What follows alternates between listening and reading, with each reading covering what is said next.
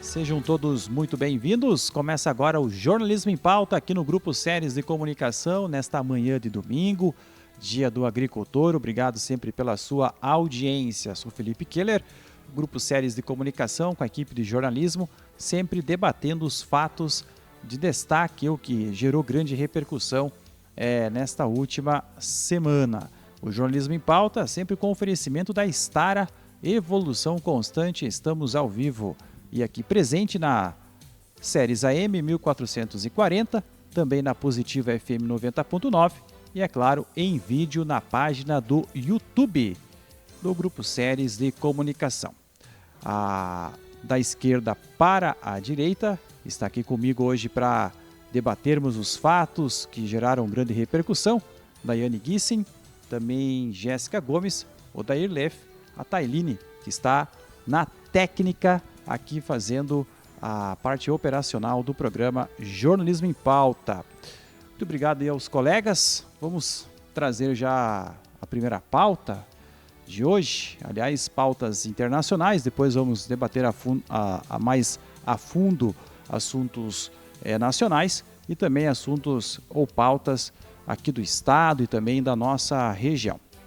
Daiane, nós tivemos um assunto muito importante do ponto de vista político essa última semana, de grande repercussão, a desistência aí do presidente Joe Biden no cargo. Ele, é claro, está como presidente, mas ele não vai mais então ser o candidato do Partido Democrata nos Estados Unidos. Ele não vai mais buscar a reeleição, portanto, no pleito americano que acontece no mês de novembro, e a sua substituta é a vice Kamala Harris. Bom dia, Felipe, bom dia, Jéssica, Odair, retornando das férias aqui de volta no primeiro Jornalismo em Pauta. E bom dia também para a nossa audiência aqui do Grupo Séries de Comunicação, o pessoal também que está nos acompanhando pelo canal no YouTube do Grupo Séries.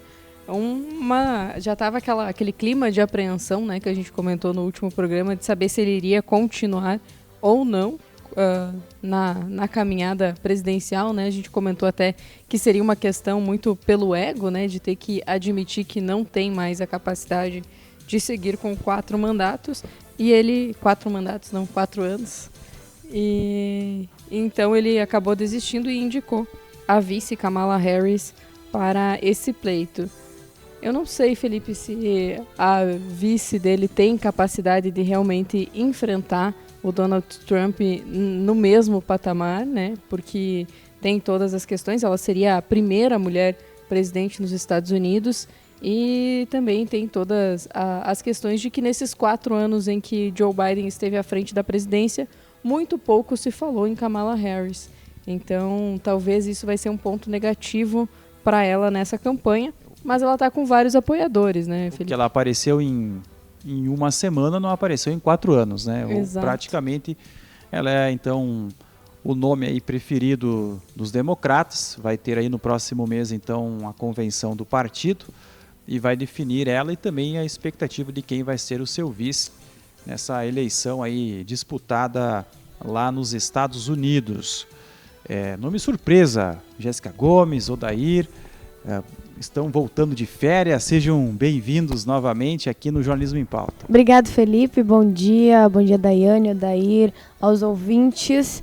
É verdade, Felipe, isso que tu falou foi bem verdade, porque ela não apareceu em 4 anos, em uma semana ela apareceu em tudo, né? Em todas as manchetes, né? Em todas as manchetes, e até na fala do Joe Biden, ele disse que foi entre essas, foi uma notícia surpreendente e difícil, mas a coisa certa a se fazer. Ele fez um discurso bonito pela democracia e pelo povo americano, mas ainda assim eu acho que deveria ter sido pensado antes, né, Felipe, ter feito todo um processo de preparo, principalmente se ele queria colocar a vice dele como presidente. Bom dia, Felipe. Bom dia, Dai, Jéssica, né? Tava em inveja que a gente tava de férias, né, Jéssica? Eu acho. Mas, primeiramente, essa semana é uma semana muito especial. Dia do colono e motorista na última quinta-feira, parabéns a todos os colonos, motoristas. Hoje, dia do agricultor também, né? Então, é uma semana muito especial, de muitas homenagens também aqui do Grupo Ceres a esses trabalhadores que fazem a diferença do nosso país. O nosso parabéns.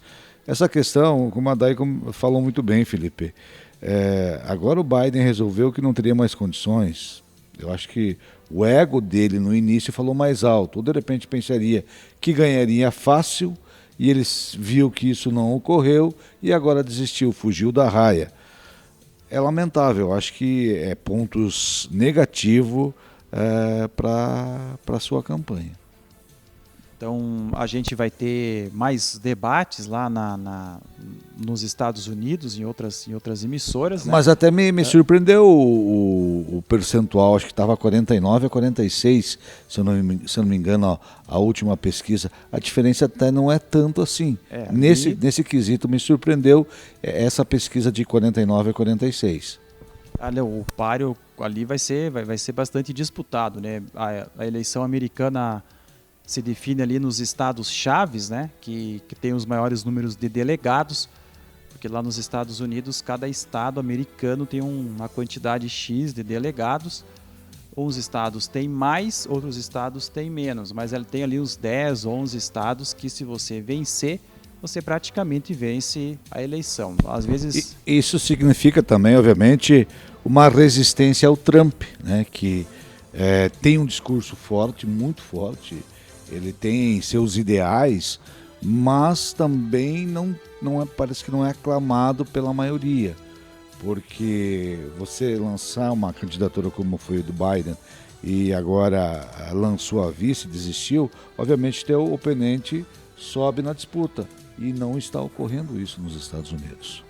A situação de momento é praticamente essa. Então a gente vai ver aí nas próximas semanas, claro que é muito cedo definir alguma coisa, mas o Biden começou a perder a sua força como candidato depois da sua participação em um debate que aconteceu nos Estados Unidos. E a expectativa é para o próximo debate, como a Kamala vai sair frente ao Trump, né, que é, digamos, um experiente nessa situação política. Então provavelmente vai ter muito mais ataques, acusações. E lá na política americana isso é frequente, não tem essa situação de tratar com cortesia o seu adversário em eleição presidencial. Lá realmente pega assim no pessoal da pessoa para conseguir votos, e é assim como acontece na eleição americana. Mas vamos ver o que vai acontecer aí.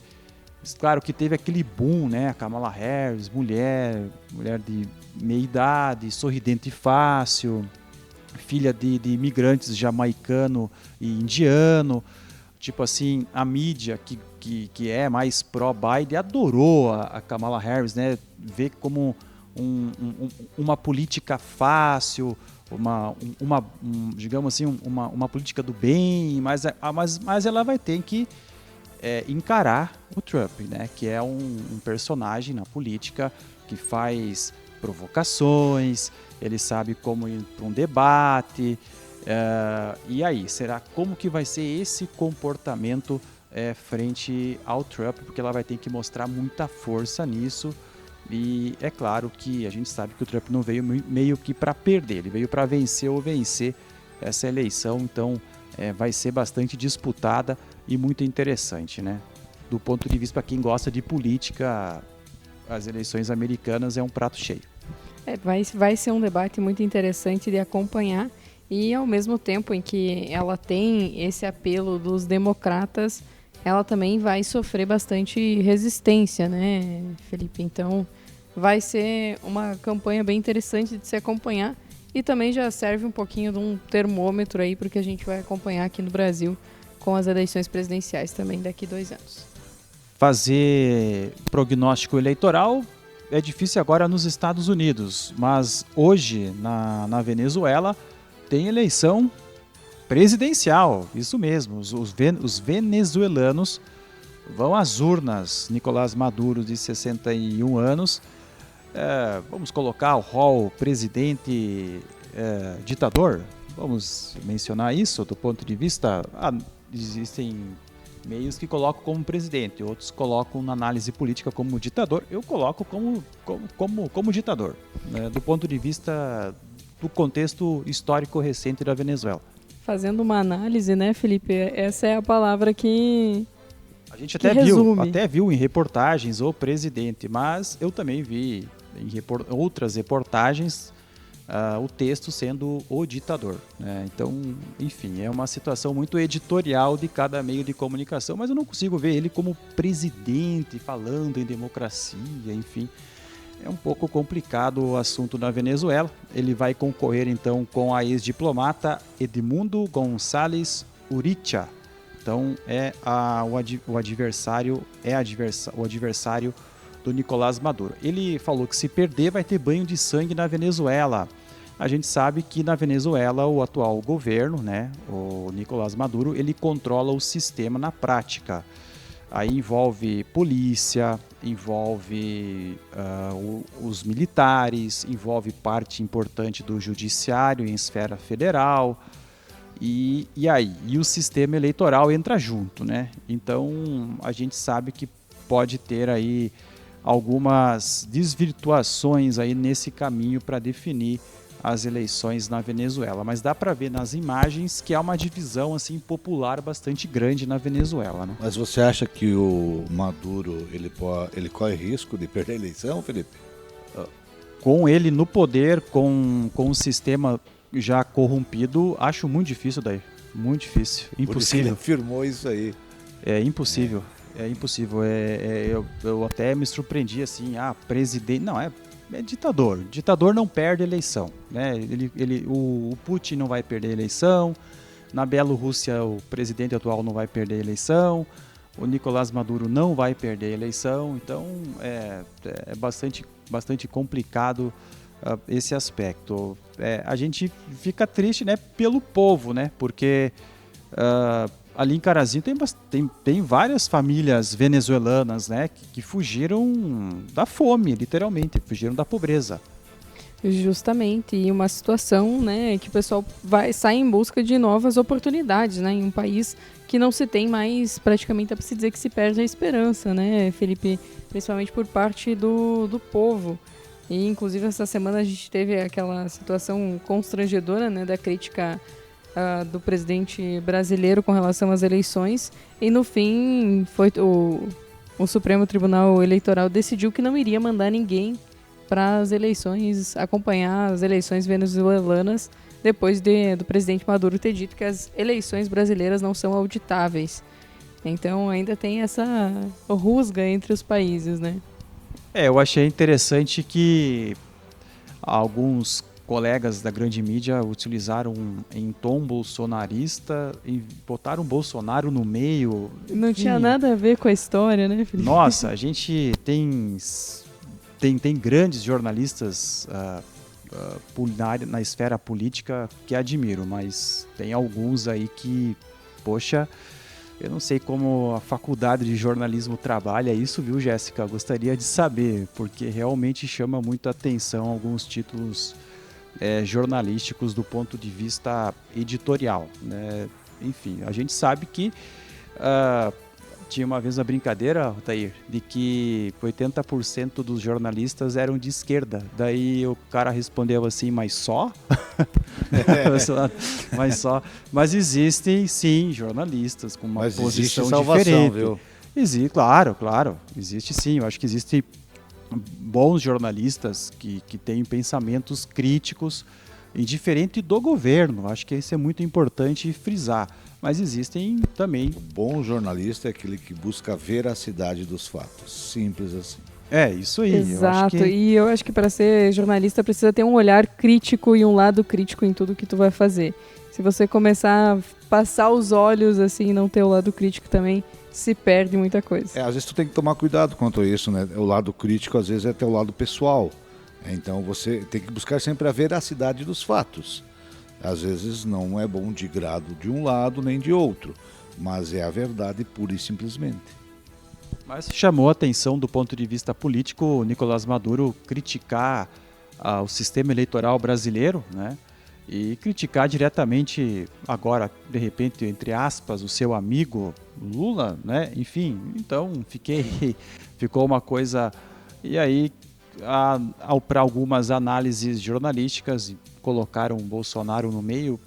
Enfim, eu acho que não entendi muito do ponto de vista de análise política esses comentários ou esses artigos, enfim, com relação a isso. Mas hoje os venezuelanos vão às urnas. Lá na Venezuela ainda é no formato papelzinho, né? Na cédula mesmo, na cédula como era nos anos 80, nos anos 90, nas primeiras eleições aqui no Brasil a partir de 85, né?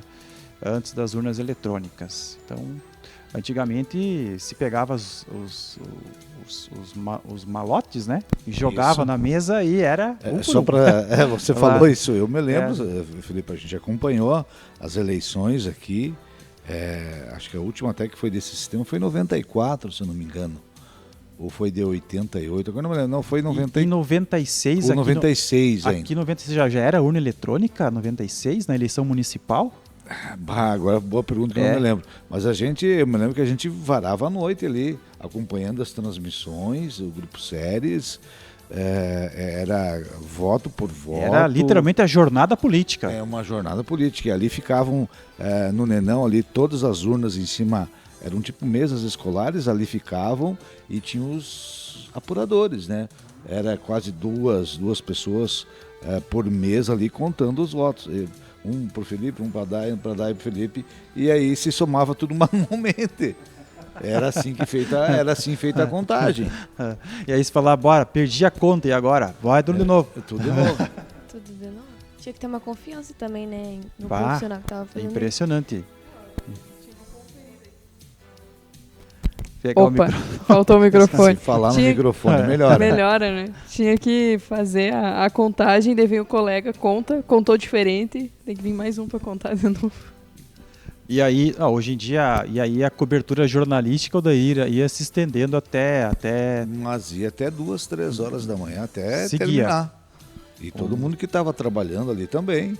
Era uma situação bem mais complexa. Hoje em dia, na cobertura de eleição, você pode acompanhar do cartório, por exemplo, mas tendo o computador na frente, vai atualizando ali no F5, né, Alder? Mas, Felipe, depois que botaram esses aplicativos, as últimas eleições, sim. Quem fez as eleições, cobertura de contagem de votos, você tem de todos os municípios do Brasil inteiro, você abre o município que você quiser, através do aplicativo do TSE, as eleições municipais, estaduais. Cara, você faz uma cobertura de eleições dando risada, essa que é a verdade. Fico tranquila em saber. Não, como repórter Às vezes o que acontece? Porque todo mundo que, quando termina uma eleição às 17 horas, cidade pequena como Nometoc, Vitor Grefe, a nossa região aqui, colocam fiscais, cada fiscal do seu partido. E aí pega do prefeito, quanto candidato cada fez, e cada partido tem uma central. São 40 e poucas sessões, você em 10 minutos você sabe se você se elegeu ou não. É fácil de você fazer. Claro, depois essa urna vai para o cartório eleitoral, ela é lançada no TSE e aí começam a aparecer no aplicativo. Aí você tem dados oficiais. Mas a eleição mesmo, em 15 minutos, você sabe se você ganhou ou perdeu.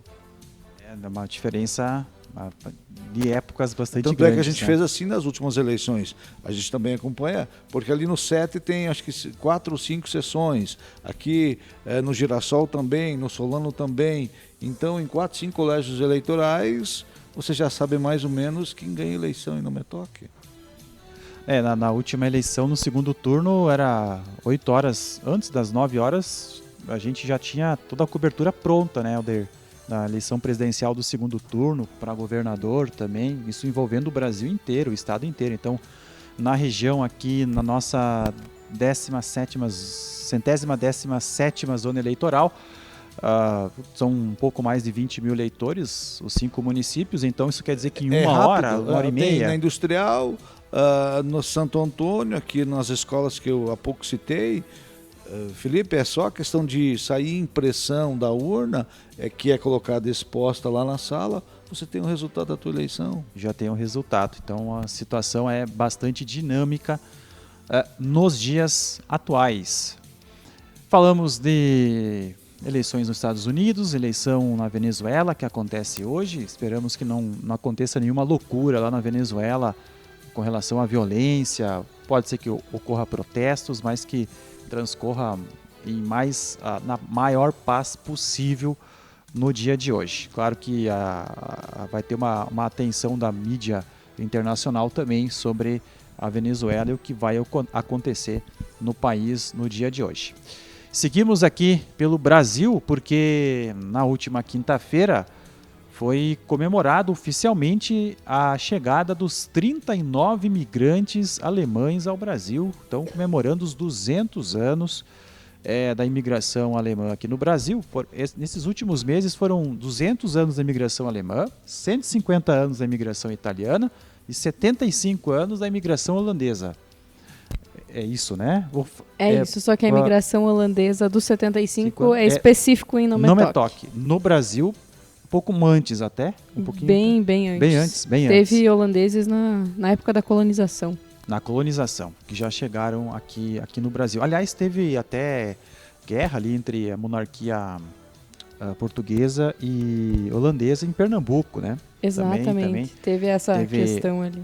Teve várias situações, então a presença holandesa já é antes mesmo da própria imigração aqui na região sul do país. Legal, acho que um momento importante aqui no Metoque a gente teve eventos também, Lagoa dos Três Cantos teve evento na quinta-feira à noite. Lagoa dos Três Cantos é um pedacinho da Alemanha no Brasil, né? Convenhamos, de certa forma, né? A representatividade alemã. Esses dias eu estava em Carazinho, uns 2 finais de semana atrás. Cheguei lá em Carazinho, tinha umas bandeiras da Alemanha ali na Flores da Cunha. Eu perguntei para dentro bonitinho. O que é? Que vai ter um baile do chopp aqui? Também me chamou a atenção, viu? Essas bandeiras da Alemanha. Foi a associação lá que fizeram uma festa em homenagem, teve um chopp, um café e teve apresentação. O grupo de Nome Toque, inclusive, se apresentou lá em Carazinho também, tudo em homenagem ao bicentenário da imigração alemã. Aqui em Nome Toque, na praça, tem os monumentos, né, das imigrações, né, ali tem do Dr. Otto Schmidt, o busto dele, também tem a homenagem à Princesa Isabel, né,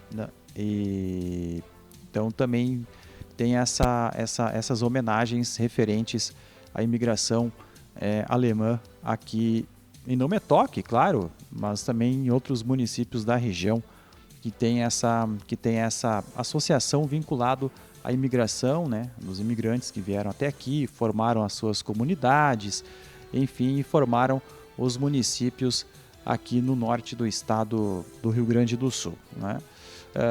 Tu é pai de imigrante de alemão e holandês, né? Alemães e holandeses. Misturaram. Isso aí. A Jéssica... Quem é o mais teimoso? Jéssica? Pois é, boa pergunta. Eu tinha essa dúvida, eles misturaram e tem eu. Eu acho que dos três sou eu. A Daiane é mais teimosa. Costumo dizer que é quem teima comigo. A Jéssica Sou brasileira. Brasileira? E colorada. E colorada. Sofrendo. Isso é bom. Tá difícil a semana? Acho que a Jéssica tem uma descendência italiana. Eu tenho alguma coisa italiana também. Ah, sim. Não é tão forte, claro, né? Mas tem. Mas tem. Tu faz os gestos assim, fala com as mãos também, não? Gosto de pizza. Já gosto de pizza. Claro, muito bem. A gente tem esse momento histórico. Acho que aqui na região, né, acho que todos os municípios têm um pouco de imigração alemã, né? Colorado também, eu acho que Vitor Greff, Santo Antônio, Carazinho. Exatamente. A região predomina. Eu acho que sim, Felipe. Quase todos têm aí. Tem origens alemãs, italianos. Concordo contigo nesse contexto aí. Italiano acho que também, basicamente. Também, é quase o mesmo número de alemães e italianos. Legal. E a gente... Por exemplo, que nem em Colorado, acho que a predominância é italiano. Eu acho que os italianos são... maior. Eu tenho... Meu pai nasceu em Colorado. Porque quando meu opa, então, veio e ficou, enfim, em Olambra ali, quando o pessoal veio para cá, ele comprou terras em Colorado. Então, por muito tempo, os padrinhos e o pessoal das terras em roda ali do meu pai, dos meus tios, são todos ali da região e a maioria italianos que tinha essa... Legal. Só para fazer uma correção, aqui na Praça Dr. Otto Schmidt é a estátua da Imperatriz Leopoldina, não da Princesa Isabel, só fazendo a correção. Aqui na Avenida Alto Jacuí e aqui na Augusto Scherer tem os monumentos ou as artes da imigração holandesa e também da imigração italiana, né? É a divisão. Os holandeses ali foice e o arado, eu acho que eles têm ali como os instrumentos de trabalho. Dos italianos eu não lembro qual que é o... Tem um cacho de uva. Um cacho de uva. Cacho de uva, e aí tem uma frase italiana ali representando a história da imigração italiana aqui no país, como da alemã, como também da holandesa.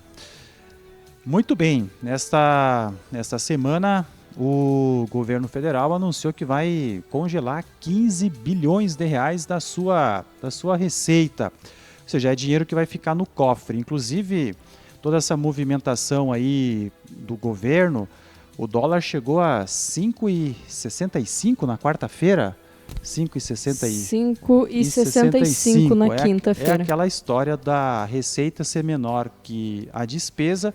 O governo está controlando gastos para conseguir fechar as contas. E aí surgiu toda aquela polêmica, o Daí, Jéssica e Daiane, aí quero saber uma opinião de vocês dos memes. Aí, eu estava pensando nisso mesmo. Eu recebi um meme essa semana. Haddad taxa... Bem, eu acho o meme legal. Ou até que ponto é ofensivo. Até teve um jornalista de um canal de TV que tinha que regularizar. Não tem como regularizar meme. Não dá. Há um limite, né, Felipe? Tem tudo um limite, não dá. Mas enfim, aí vocês acham que meme vale uma justificativa? É um momento político. Só para rir. Pois eu acho que... Não, mas eu recebi um meme assim, Felipe, que aí eu até concordo. Duas pessoas em cima de uma bicicleta, quem estava no volante da bicicleta é o cidadão, é o contribuinte, e quem está na garupa da bicicleta é o governo do estado, o governo federal. E aí bota um Buda em cima, né, na tua garupa. E um magrinho dirigindo a bicicleta. E o cara tem que fazer força e pedalar, né? Porque o governo só consome. E isso é de fato, não tem como dizer que não. Esses memes são legais. Você dá risada, mas é uma realidade.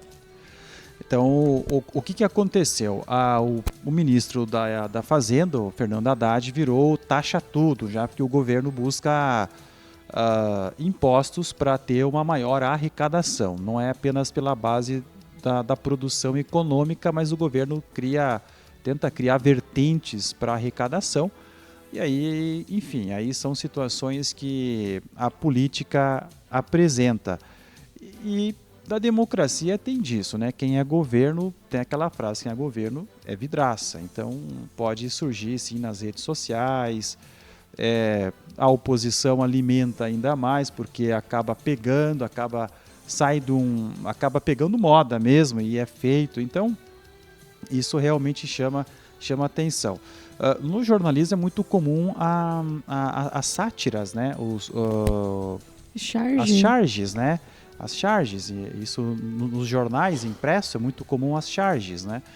E o meme é uma arte muito utilizada em rede social, e isso vingou rapidamente, né? Seria o meme a evolução da charge, Felipe? Não, seria, pode ser.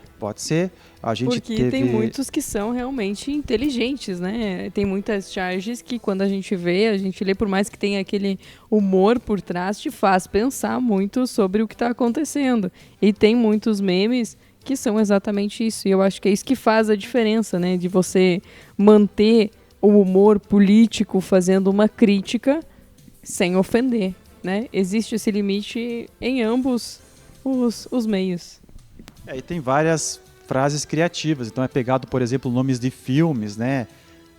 Ou, por exemplo, de frases, 10 coisas que eu taxei em você. E aí vai, taxa tudo em todo lugar ao mesmo tempo. Corra que a taxa vem aí, a taxa é nossa. E assim vai. Então, a criatividade do brasileiro é outro nível, né, Felipe? Mas é quando isso... Mas é que pegou forte, eu acho que o governo sentiu no queixo, vamos dizer assim, essa forma. Aí você vai... Como que você vai regularizar isso? Não, sei lá, enfim, é bastante difícil do ponto de vista. E assim vai indo, né? Tem a taxa Elite 2, uma coisa assim, enfim. E aí vai indo. Zé do Taixão, essa aí foi forte. Essa aí foi forte. Então, boa essa, né, Zé do Taixão. Essa foi criativa. Exatamente. Então, são memes, e o meme é engraçado, faz parte. Isso envolve a política também, do ponto de vista...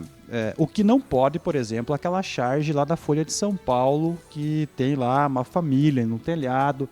Era justamente dessa que eu ia falar. Essa charge ali pegou mal, né? Passou então, do de um limite, veículo né? de comunicação, Exato. que tem jornalistas, enfim. Então, essa charge passou e foi publicada, né? Isso gerou uma repercussão ruim, né? Negativa. O pessoal comentou, não só aqui do Rio Grande do Sul, que sofreu por isso, mas realmente todo o Brasil comentando sobre esse passar do limite desse grande jornal, desse grande coisa de jornalismo. Isso aí acaba pegando mal. Mas os memes é para rir e é para se divertir e faz parte. Enfim, são situações da vida. É aquela história, né? Vamos rir que é para não chorar, né, Felipe?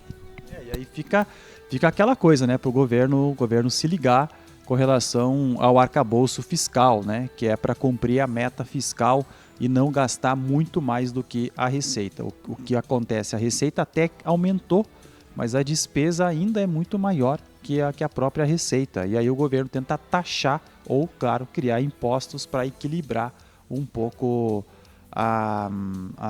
equilibrar as finanças do governo, né? Então são situações que acabam acontecendo. Jornalismo em Pauta, aqui no Grupo Séries de Comunicação, nesta manhã de domingo. Obrigado pela sua audiência e também companhia aqui no Grupo Séries. Essa semana a gente comemorou aqui no estado, em diferentes regiões. A gente conversou ao longo desse mês de julho sobre o Colônia Motorista, várias entrevistas da Yane, o Dair também entrevistou, a Jéssica. Claro que no período de férias estavam descansando, mas a gente comentar um pouco sobre esse momento, né, do Colônia Motorista nesse domingo, hoje também dia do agricultor, que são trabalhos muito importantes para a nossa economia, né? Acho que dificuldades no setor do leite, muito do pequeno, médio agricultor, tem o grande produtor que produz, o caminhoneiro que movimenta e transporta as máquinas e implementos agrícolas, também a soja, o milho, o trigo, enfim. Então, comentar um pouco aí sobre esse dia que aconteceu na quinta. A gente fez uma série de entrevistas ao longo desse mês de julho e um relato de vocês um pouco sobre o Colônia Motorista que aconteceu essa última semana. Eu acho que esse mês, né, a gente teve todas essas entrevistas voltadas ao Colônia Motorista, e algo que foi unânime em praticamente todas as entrevistas é a questão do quanto o agricultor precisa ser forte e resiliente para se manter nessa profissão, né, Felipe e colegas, porque principalmente aqui no Rio Grande do Sul, né, viemos de 3 secas, agora uma enchente, e o produtor precisa estar sempre se reerguendo e se reinventando.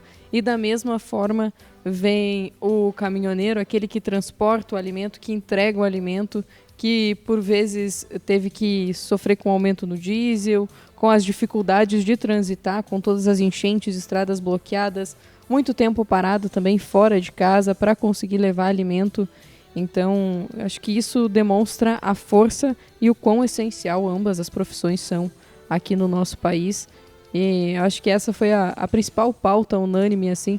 E claro que algo que se sente é aquele orgulho em ser agricultor, em ser colono, em ser motorista, em ser essa pessoa que faz o agro girar. É o que faz a diferença também, esse orgulho que o produtor tem. Muito legal, não sei se a Jéssica e o Odair querem comentar um pouco, falar um pouco sobre o colônia motorista, hoje é o dia do agricultor, aqui no Jornalismo em Pauta, né, nesta manhã de domingo aqui no Grupo Séries. A gente teve também uma repercussão nas nossas redes sociais com o sorteio, né, que foi realizado na última sexta-feira. Muito bacana também, junto com a Cotrijal, com a Casa dos Salgados, né, esse patrocínio de um chopp, incentivei meus amigos a participar, viu, Jéssica? Para eles dividir contigo. Foi inteligente, hein, Felipe? Luizada, ó, vamos lá, hein? E parabenizar todos os colonos, motoristas, agricultores. A gente sabe que tá sempre com o radinho ligado, sintonizado aqui com a gente. É verdade, Felipe, eu já falei na abertura, dar os parabéns novamente a todos. Hoje, domingo, é dia do agricultor, quinta-feira foi dia do colono, do motorista, na verdade, todos nós. A gente vem do interior, quando criança éramos colonos, depois íamos para a cidade, a nossa origem é essa. Então, parabéns a essa classe que orgulha tanto o nosso país, tanto agricultores, colonos, motorista, parabéns pelo seu dia. Só lembrando, Felipe, hoje também, domingo, nossa programação vai estar um pouco alterada. Hoje a gente tem jogo do Russo Preto às 11 horas. O Russo Preto já jogou ontem, né? E hoje foi ontem contra o Rio Grandense e agora de manhã contra a ABF de São Lourenço do Sul. Então, daqui a pouco a gente volta aí também com desfiles de bandas e também com a transmissão do jogo do Russo Preto. Legal, daqui a pouco então jornada esportiva com Odair Leff, Jéssica Gomes e Juliano Panazzolo na narração. Vai para a reportagem, Odair, reportagem e o plantão de esportes com a Jéssica, então, isso trazendo aí. Informações, a atualização dos placares e dos jogos da movimentação esportiva. Hoje, então, a partir das 11 horas, Odair? 10h45. 10h45, jornada esportiva aqui no Grupo Séries e Comunicação, ABF e o Russo Preto, lá em São Lourenço do Sul, na região sul aqui do estado, pela Série Ouro do Campeonato Estadual, promovido pela Federação Gaúcha de Futsal. Essa última semana também a gente teve um evento importante aqui no Metoc, no CTG Galpão Amigo, porque o CTG apresentou o seu site, apresentou um vídeo institucional, porque a entidade está completando 50 anos de história. Também será um ponto cultural aqui em Nometoc, com a presença de outras entidades, como os grupos de dança alemãs e também os corais, o grupo de italianos, a associação italiana, a associação holandesa. E os corais também estarão presentes, ou parte dos corais com atuação aqui no município de Nometoc, estarão presentes aí para participar deste projeto que envolve o CTG como um ponto oficial para ações culturais aqui no município de Nometoc. Então, evento importante que aconteceu na quarta-feira à noite e é claro que a gente do Grupo Séries acompanhou, esteve lá perto. Aliás, já trazendo aqui uma antecipação, né? Conversamos lá com o Clésio, o patrão do CTG, desfile Farroupilha dia 22 de setembro, né? Já, nossa, daqui a pouco é festejos Farroupilha, minha nossa. Já dá para começar a separar a pilcha, né, Felipe? Porque, pois é. Junto com isso começa a programação também do Grupo Séries de Comunicação, que sempre tem programação especial na Semana Farroupilha, que é uma semana muito especial aqui, acho que para todo o estado do Rio Grande do Sul, né? A gente vive isso de uma forma muito intensa. O final dos festejos Farroupilha é o começo da primavera. Olha! É o começo da primavera. Que poético, Felipe, é verdade. Inverso. É o começo da primavera. Graças a Deus é o fim do inverno.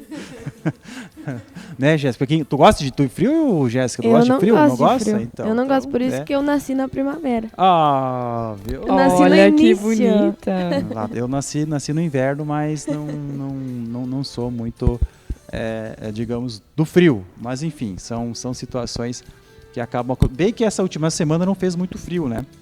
Essa semana foi um verãozinho, né, Felipe? A gente chegou aí até 26, 27 graus. Mas ele vai voltar amanhã. Vai voltar. Vai voltar. E com chuva, e também, até com chance de chuva, inclusive.